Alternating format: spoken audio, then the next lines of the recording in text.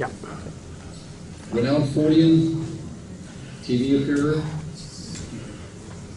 and a few other things, is going to talk about Keel and the Mothman, the making of the movie, events in Point Pleasant, and the evolving image of Mothman itself. Please welcome back to the lectern here at Ford Fest 2002, Doug Skinner. Thank you, Larry. Well, first of all, I would like to say that this was not my idea. I didn't contact Phyllis and say, well, I'm a friend and fan of John Keel, so please let me come talk about him before a hostile and discerning audience. No, actually it was Bob Ricard's fault. Bob Ricard, as some of you may know, is the editor of the Fortean Times, and he invited me to give a talk on Keel and the Mothman earlier this year in London. And it made sense. The Mothman Prophecies has, of course, now been made into a movie. The book is back in print. Mothman and all of the creepy doings in Point Pleasant are now debated in magazines and over the internet. I recently typed Mothman into a search engine and got 492,000 hits. So it's only fitting that John Keel and the Mothman be represented here as well. Originally, as you know, Keel was supposed to come. He is busy in New York, and he also has a very bad case of the flu. Besides, he said he was planning to throw a big party as soon as I left town. So I'm not here to speak for him or to defend his strange ideas. I'd like you to think of this as a tribute to him and a celebration of the renewed interest in Mothman. I'll be talking about his life. I hope some things that you haven't known about, and also about Point Pleasant, and try to give a bit of perspective on both of those that may help make things make more sense. And so, in my first slide here, That one? that one, yes, you see me standing in the jaws of the monster, ready to talk about Keel, and may the ultra-terrestrials have mercy on my soul. Well, when I first told Keel that I'd been invited to talk about John Keel and the Mothman, I was sure that he would think that it was a terrible idea. Instead, he said, so talk about John Keel and the Mothman. Use the frog puppet. Well, I thought this was a terrible idea, but nevertheless, here at Keel's request is the frog puppet. Hi! Well, welcome to Washington. Oh, thanks. Hey, what happened to the sky? Well, we're in a building now. A what? This is a building. It's like your box, only bigger. Oh, okay. I thought it was the end of the world or something. No, not yet. Well, that's good. Where are the air holes? Well, you can't put air holes in a building. No? No, that would let the rain in. What's wrong with that? Well, One of the greatest joys in life is sitting in a raging thunderstorm, singing at the top of your lungs and gorging yourself on insects. and I never tried it. Now you ought to get out more. Well, do you have any thoughts on Mothman before I put you away? Sounds delicious. Put you back in the box then. All right, good luck on your show or whatever it is. All right.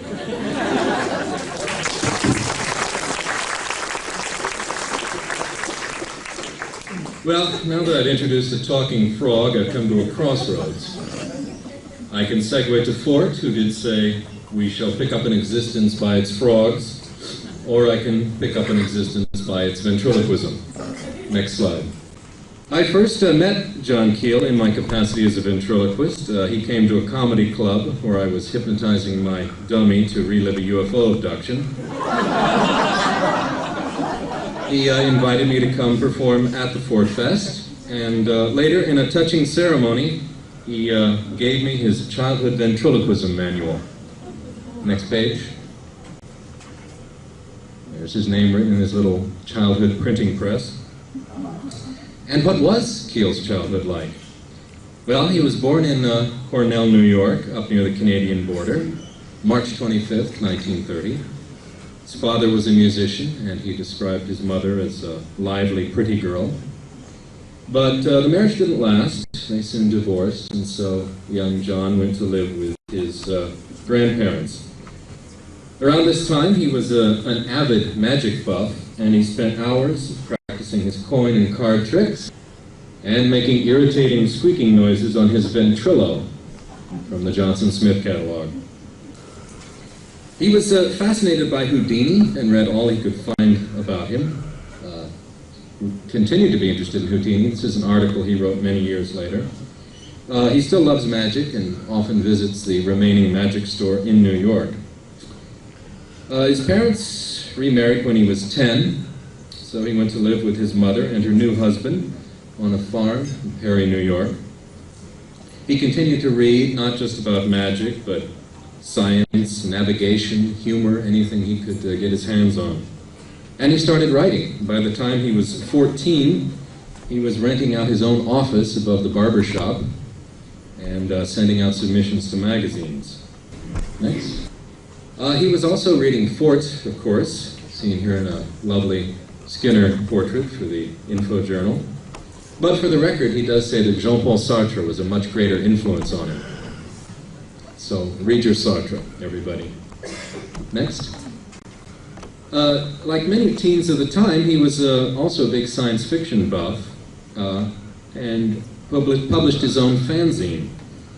It was called The Lunarite. It was a lot classier than many of the other fanzines around because he was able to typeset it. He was able to do this because he was writing a column for the local paper at the time. It was called Scraping the Keel and appeared in the Perry Herald. I know nothing more about it. Well, the turning point for the aspiring young Keel was a sale to the New Yorker. It was just a short piece about holidays, and he didn't even get a byline. But it was still quite a coup for a teenage writer to sell to the New Yorker. So he put the traditional 75 cents in his pocket and hitchhiked to Manhattan, eager to write full-time. And he doesn't seem to have had much contact with his family after that. They certainly don't seem to have had much interest in his work. He said he would give them recordings of his radio appearances, and they would give them to local children to play flying saucer with. And at one point, his mother did proudly announce that she had a copy of one of his books and produced a tattered paperback by Donald Kehoe. Next. So he left for Greenwich Village, where he met such village characters as Maxwell Bodenheim. This is one of his books from my prized Bodenheim collection. And Joe Gould. Keel edited a poetry magazine. He finished a couple of novels. One called West of Washington Square was thrown out by an irate landlord. He contributed to magazines and wrote for radio and TV. TV, of course, then was still in its infancy. He was working with a cartoonist on a proposed comic strip about television when the Korean War intervened. Keel was drafted and ended up in Germany, where he was put to work on the Armed Forces radio. Some of his programs, like remote broadcasts from Frankenstein's Castle and the Great Pyramid, were a big hit, and so after his service was ended, he was offered a few jobs in the radio industry. But, next, all that childhood reading had done its mischief, and Keel was eager for adventure. So he cleared out his bank account and headed for Cairo.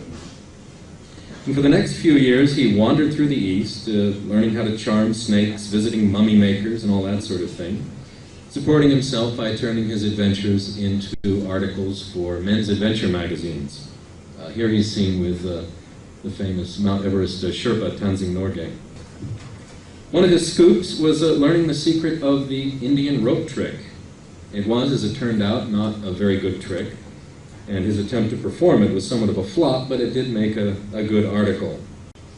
The Indian who taught him the trick told him, "Teach yourself to be curious, not skeptical. You will learn more because you will see more." So Keel responded by printing up cards that read, "John A. Keel, not an authority on anything," and found that they opened doors everywhere. Well, the precarious livelihood soon came to an end in Singapore, where the authorities deported him because he had no means of support. So he settled down in Barcelona with his German girlfriend Lita. Said that you could live there for almost next to nothing. And he was particularly attracted to Barcelona because they still had vaudeville. Lita would go to piano concerts and John would go to vaudeville. He tried to sell a book about Mideast politics called Pattern for Adventure, but every publisher told him nobody's interested in Mideast politics. So instead he wrote a book about his travels. Jadoo, which was promoted energetically by the publisher and sold well. Keel moved back to New York, at which point Lita broke up with him because she had traveled all around the world with him and said she could not live in New York. But he did his best to promote the book by touring the lecture circuit with a boa constrictor and giving regular snake charming performances in a Times Square pet shop window, which lasted until the neighbors in his apartment house learned that he was keeping cobras in his apartment. But his profile at the time might be summed up by this blurb from the well-known literary journal Men's Digest, which printed some of his stories. John A. Keel cannot write unless he is climbing mountains, cutting through jungles, or meeting exciting females. At 28, he has known many more countries, more sights, more women than an ordinary man would know in a millennium. And the stories he then tells are insistent, demanding, as his life constantly is. It is the raw, elemental life of a Hemingway, but told with the rich style of a Homer. Here then is a story for men by a man worthy of the name. Well, even the manliest of men cannot live on daring do alone, so Keel kept writing magazine pieces on photography and electronics. He had a syndicated column for a while. And he was also writing for TV. He provided ad-libs for Merv Griffin and managed to turn out 200 episodes of a slapstick TV show called Mac and Meyer for Hire, starring Joey Faye and Mickey Deans, two ex-burlesque comics. He said there was a prop budget of $75 per episode and that the show was written around that. Thanks to one of my New York colleagues, Mark Newgarden, beloved creator of the Garbage Pail Kids, who brought joy into so many American households. We do have a cassette of many episodes of Mac and Meyer for Hire. I don't think we have time to play them here, but they will be around this weekend if there's a VCR in some time. Next. We're coming to a critical juncture here, and I hope that some of this biographical background will help to make sense of it. First, though, I'd like to mention one of Keel's unexpected contributions to film history. He himself was an amateur filmmaker and invited these budding auteurs, George and Mike Kuchar, to show some of their early efforts at the Metropolitan Motion Picture Club in New York. Most of the members there screened family and travel footage, so some of the Kuchar films like Lust for Ecstasy and The Naked and the Nude must have been a refreshing change of pace.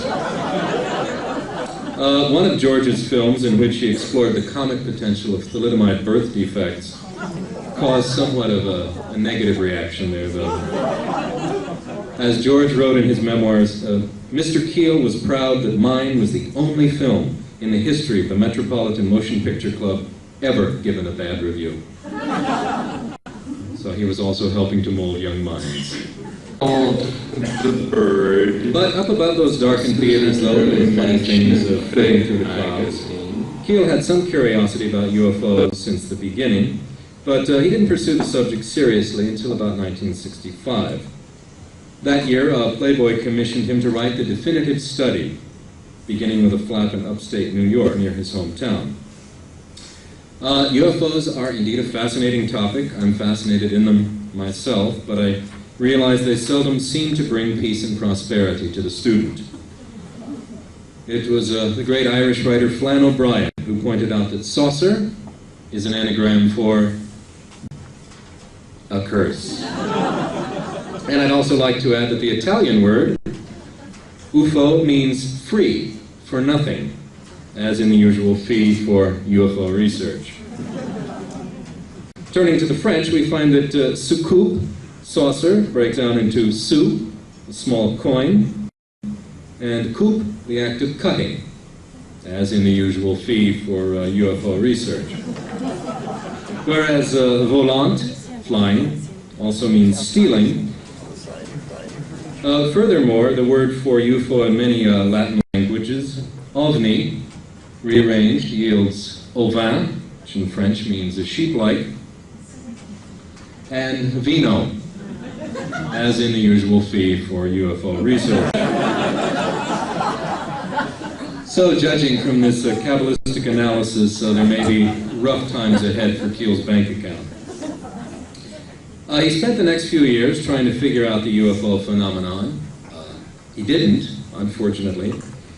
Nobody has, but he did work at it. There was a major flap going on at the time, and he crisscrossed the country, interviewing witnesses, collecting evidence, subscribing to clipping bureaus. It became increasingly evident to him that UFOs could not be separated from other Fortean puzzles, monster sightings, poltergeists, and so on. They all seem to be tied together. 1965 was a very different time, and some of the Point Pleasant flap might make more sense if we did look a bit at it. Kennedy had just been assassinated, and the nation was not only grieved, but baffled. The Warren Commission raised more questions than it answered and provided fertilizer for a bumper crop of conspiracy theories. I think fertilizer is the right word there. Lyndon Johnson was increasingly unpopular for his failure to disentangle the country from Vietnam. So the anti-war movement was starting up, and the government was stepping up its surveillance of the left. One good barometer of the culture at the time was The Realist, a magazine of leftist politics, social commentary, and satire, not always in that order, not always in any order. It was edited by Paul Krasner, and he ran articles by Lenny Bruce, Robert Anton Wilson, Madeleine Murray O'Hare. The subjects included civil rights, conspiracy rumors, and sexual freedom. And I didn't pick the Realist at random, because I bought this stack at a library sale in New York a couple of years ago, and it wasn't until I got home that they noticed that they were John Keel's subscription copies.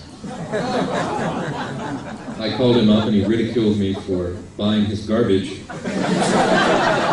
And even worse, I must report that he had cut out many of the cartoons. Kitsch and camp were the bywords that year, and pop culture nostalgia was very big. Superheroes and parodies of them were particularly somewhat of a fad.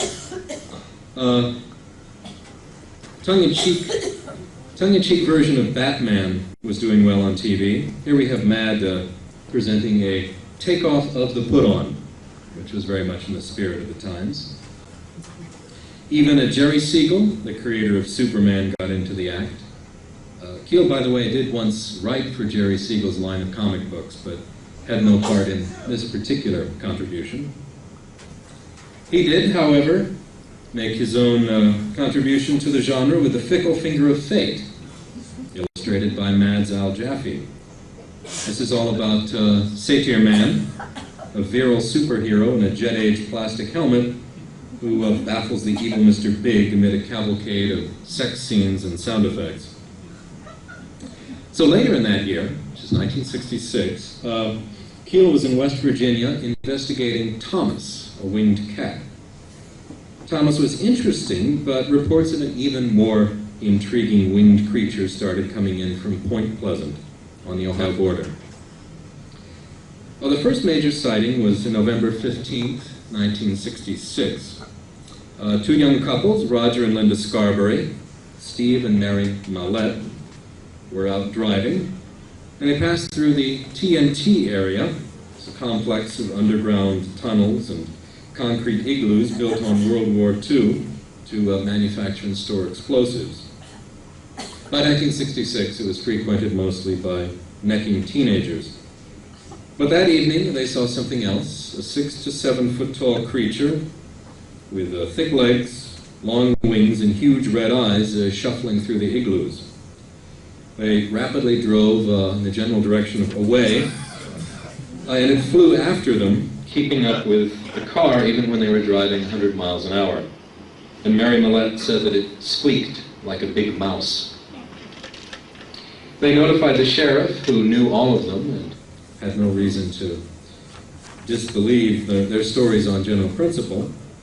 They went back to the TNT area and did not find the creature, but the sheriff's radar went haywire, and they noticed that a dead dog that had been there earlier was now gone. Well, this sketch was based on one by Roger Scarberry, but I always see it as based on a sketch by Roger Scarberry. And nobody seems to know what happened to the original sketch. So at any rate, you should regard this with the utmost suspicion. It is a sketch of a sketch. The sighting was reported in the newspaper, which prompted some earlier reports from November 1st and November 12th. At first, the creature was just called the Bird. This is an early mention in Fate magazine. But soon newspaper reporters started calling it Mothman. I suppose if ventriloquism had been as popular then as high camp superheroes, the squeaking monstrosity might have been called the Ventrilo Bird. But he did become Mothman, although he was neither a moth and a man, and joined such inappropriate expressions as English horn, alligator pear, and democratic election. This, by the way, is a later article from Fate. Keel collected over 100 sightings over the next year. The next one was the following night. Many of these sightings were disturbingly similar, and many were bafflingly divergent. Several were more like Bigfoot reports, and one witness, Connie Carpenter, suffered the red swollen eyes that are usually seen in UFO cases. Well, all of this was completely appalling. You had witnesses with names who were known to the authorities, multiple sightings, physical symptoms, red eyes and damaged skin, radio interference, and front and center you had this ridiculous bug-eyed monster that sounded like the Thunderbird of Native American legend or the Garuda of Hindu mythology, which is depicted here. It couldn't be dismissed as just an urban legend, but it was also clearly impossible. Well, as is traditional, experts were summoned to explain it all away. Biologists identified it either as a sandhill crane or an owl. Witnesses were shown pictures of these nice explanatory birds, but said it didn't look like the Mothman. Nevertheless, experts are, by definition, more expert than witnesses, so most people considered the case closed. Two rare birds were caught in the area, an Arctic snow owl and a turkey vulture. Both were a bit small to fit the bill, but were pressed into service anyway. Keel thought that some sightings probably had been an owl, and in fact was startled by a large owl one night, and thought some reports also might have been bears. But he could not find the physical evidence, like tracks or droppings, that would indicate that there was a physical being of that size. And of course, in Point Pleasant, people were being plagued by things other than Mothman. There was a steady stream of aerial lights, animal mutilations, pet disappearances, poltergeists, saucer sightings, telephone and television interference. And there were funny people afoot, strange men in black suits who made vague threats and didn't seem to know what forks and spoons were. One young couple in Ravenswood was hit by a blue light one night in their car. The next day they were painfully sunburned from head to foot, and the boy's eyes were swollen for 2 weeks. Keel said he was struck by the fact that the boy was less scared of whatever had caused this than he was of the girl's father. He kept saying, "What am I going to tell her dad?" Contactee cases were also common there. One woman claimed to receive messages from a certain Mr. Apple, and then there was Woodrow Derenberger. Derenberger was driving home to Mineral Wells, West Virginia, on the evening of November 7th, 1966, and ran into a large UFO blocking the road with a grinning man in a checked suit who came out and chatted with Derenberger without moving his lips. I think his real name was probably Mr. Ventrilo, but he said that he was Indrid Cold from the planet Lanulos. There was also an absurd amount of UFO activity that year. Keel was in touch with many contactees. Some were obvious hoaxers, others seemed more sincere and passed on personal information and semi-accurate prophecies that he didn't quite know what to do with. Nor was Keel immune to all of this activity. He found that the more that he pursued the paranormal, the more it pursued him. He had endless bizarre problems with his phone and mail. I should point out that it's not impossible that Keel was in fact being harassed by the government, not because of anything about Mothman, but because of the Cold War in Vietnam. And U.S. intelligence might have had their own reasons for being suspicious of a freelance journalist who read The Realist, took mysterious long trips in rented cars, and hung around the military installations at night, shining flashlights up into the sky. But a flap like this attracted a lot of attention from people other than Keel. Reporters and UFO researchers flocked to the area. And after 13 months of this high-octane strangeness, the Silver Bridge in Point Pleasant collapsed. A traffic light was stuck on, cars were backed up, and the bridge gave way, killing 46 people. This may seem to have nothing to do with Mothman, but it did to Keel since his contactee network had predicted a disastrous power blackout for that day. He suspected that the collapse was sabotage, especially since 2 men had been seen climbing on it 2 days before. He collected an enormous amount of material from this year of strangeness and set to work trying to wrestle it into a book. At first, he devoted a chapter to it in his 1970 book, Strange Creatures from Time and Space. Gray Barker is one of the other UFO writers in the area, and he turned the story into a novel that year. I should add that the presence of Gray Barker in the area may raise certain questions, which I hope I can return to later. Meanwhile, Keel continued to cover the UFO beat, wrote dozens of magazine articles, mostly for men's adventure titles like Argosy, Mail, and Saga. And the UFO research that Playboy had initiated finally resulted in UFO's Operation Trojan Horse in 1970. Apparently all of his years of investigation had left him completely stumped. The book doesn't dismiss UFOs, but it does argue that they're more like traditional ghosts or demons than spacecraft. The next year, Our Haunted Planet developed this idea that there were ultra-terrestrials. This, as Keel pointed out, was not a term that he coined, but that there were entities on Earth that were neither extraterrestrials nor terrestrials. He tied it into the illumination experience and a massive collective overall of our planet. Well, at this point, Keel was ready for a change. He got a government job. I know this will make many conspiracy theorists perk up their ears, but he was working for HEW, advising on cost management in their publications department. The Mothman Prophecies came out in 1975.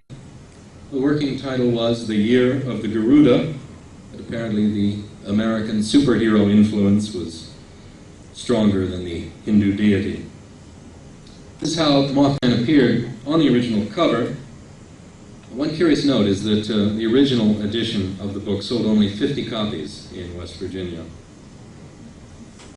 About half of his manuscript was cut by what Keel described as faceless little men in the publishing business, and he reworked some of it into the book The Eighth Tower, which is, in his own words, primarily an attempt to simplify quantum physics and demonstrate how our perception of reality is manipulated by various natural energies.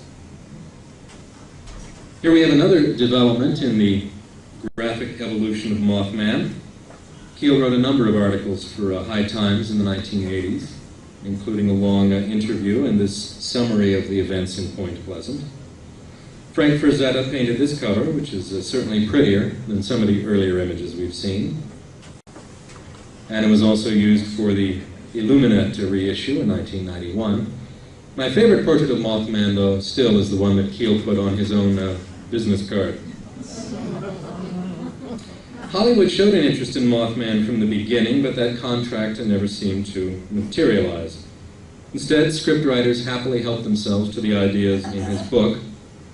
The TV show The Invaders, which was about a reporter trying to warn the world about hostile aliens, was reportedly based on Keel. And The X-Files has used his work sort of as an ATM, making frequent withdrawals and no deposits. By this time, Keel did have another book out, Disneyland of the Gods, which drew largely upon his column in Saga magazine. This cover proved to be somewhat of a problem, since many bookstores in the U.S. won't carry anything with a devil on the cover. He made a brave attempt to rescue American culture by reviving the New York Fortean Society, which had lain dormant since the death of the founder, Tiffany Thayer. This rare document shows my original membership card, which bears the number 666, which means that I too cannot be sold in bookstores. And in the 90s, Keel further annoyed people in the UFO community by suggesting that the Roswell saucer crash was due to a Japanese balloon bomb, or Fugo balloon. And one can notice a further disaffection with the UFO community in this pamphlet from the New York Fortean Society, in which Keel calls ufology a sad little hobby for a tiny group of severely maladjusted people. A little bad blood there, I think. I was responsible for the cover of this, if responsible is the right word. Finally, a Mothman movie did seem to be nearing production. There were a few bumps in the road, however. First came the rumors that Keel would not get any money for it, since the story was true, and therefore in the public domain. There was also talk of changing the title, and there were a couple of other smaller, low-budget Mothman movies that were also being shown at film festivals. One of the odder developments during this period was the rumor that Keel had died. This was finally traced to Whitley Strieber, who was sure that he had read the obituary in the newspaper and announced it on his radio show. He did realize it was an error and apologized to Keel and invited him onto his show. But despite all this confusion, the movie finally did make it to the screen. This is the press kit. I'm sure you've seen the poster. As is customary, it does differ from the book in many respects, which is only natural. Among other things, the men in black are removed, since they are now another movie. All UFOs have been taken out, along with all poltergeists, ghost lights, animal mutilations, and other distracting disturbances. Also, Keel did point out that members of the West Virginia police force are not as attractive as depicted in the movie.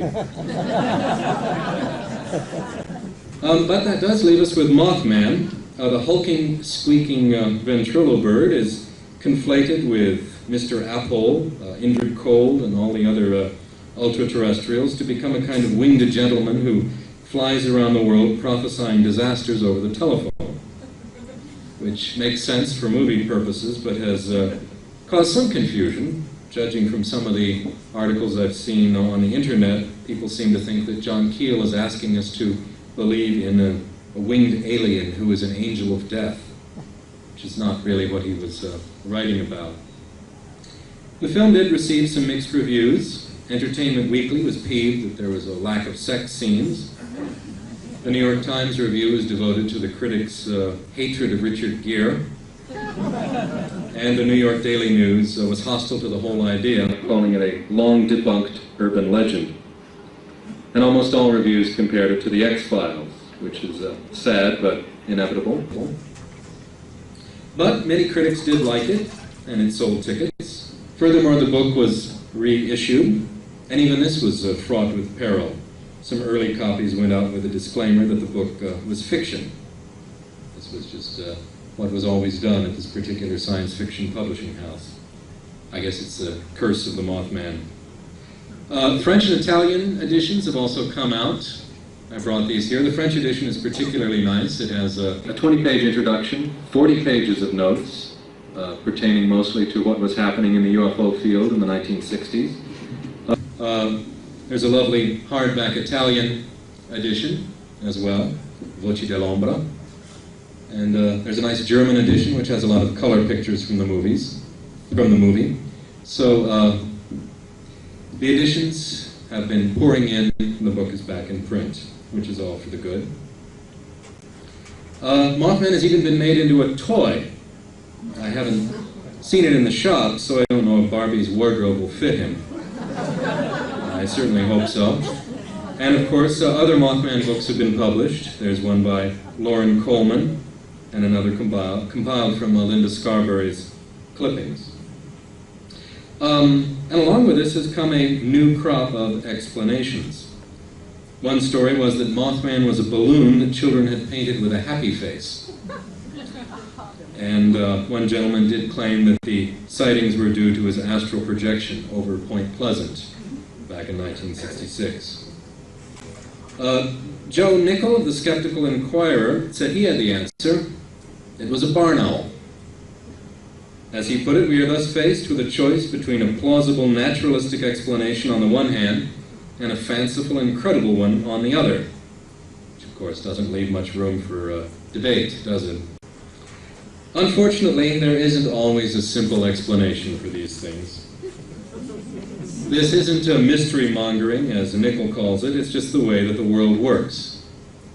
Allow me to quote Paul Krasner, editor of The Realist, who said, "If life isn't a mystery, then what the fuck is?"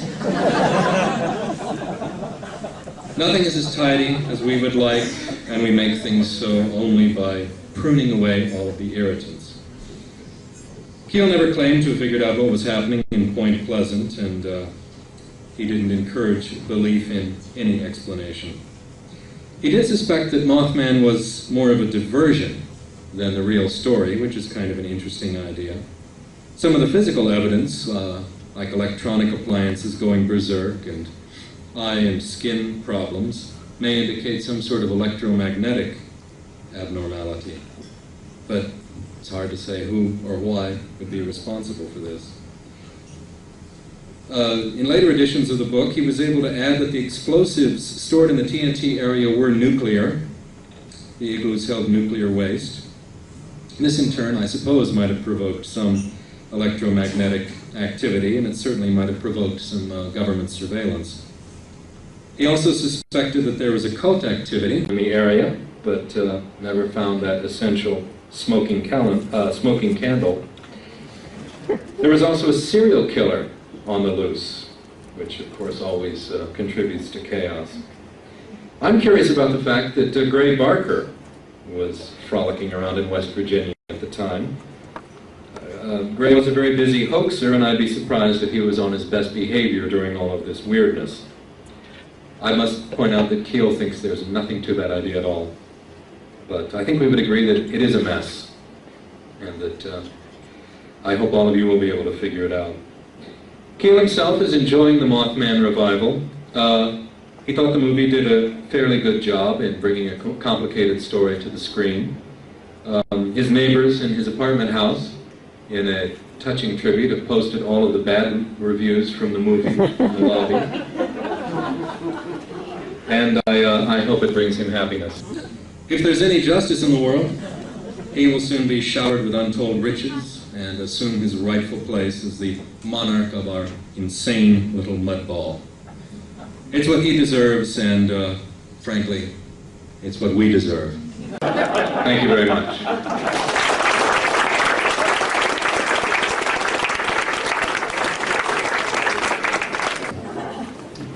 Did we neglect to mention that Doug is a humorist as well?